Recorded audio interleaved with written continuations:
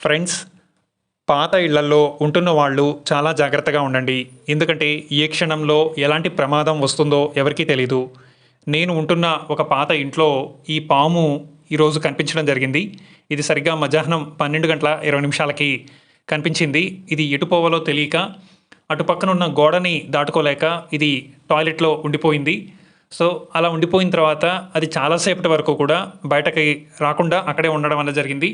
So, నేను ఉన్నట్లుండి మిద్ది నుంచి చూస్తున్నప్పుడు ఈ యొక్క వీడియోలన్నీ కూడా అక్కడ రికార్డ్ చేయడం చేశాను.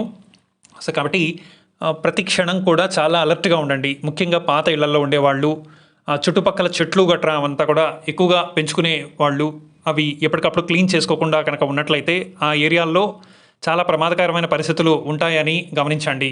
సో, అక్కడ కనుక ఉన్నట్లుండి వెళ్ళింటే ఏదైనా ప్రమాదం కూడా జరుగుండొచ్చు. సో, కాబట్టి మీరు కూడా ఇంటి చుట్టుపక్కల ఎప్పటికప్పుడు నీట్‌గా పెట్టుకోండి. ఇంకొక విషయం ఏంటంటే, ఈరోజు ఉదయమే నేను ఇంటి వెనకాల శుభ్రం చేయడం అయితే చేశాను.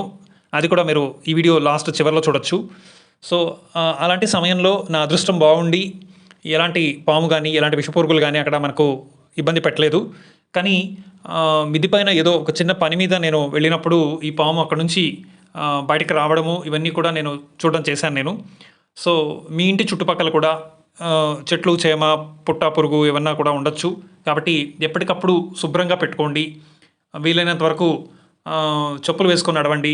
పిల్లల్ని చాలా జాగ్రత్తగా గమనిస్తూ ఉండండి.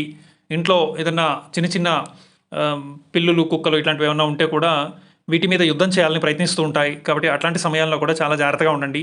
అవి తెలుసో తెలియకో వీటి జోలికి వెళ్తూ ఉంటాయి. వాటిని కూడా కాపాడుకోవాల్సిన బాధ్యత మీ మీద ఉంటుంది. ఎప్పటికప్పుడు చాలా అలర్ట్‌గా ఉంటారని భావిస్తున్నాను ఫ్రెండ్స్.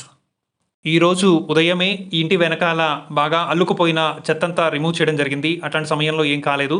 కానీ అనుకోకుండా ఈ పాము కనిపించడం జరిగింది.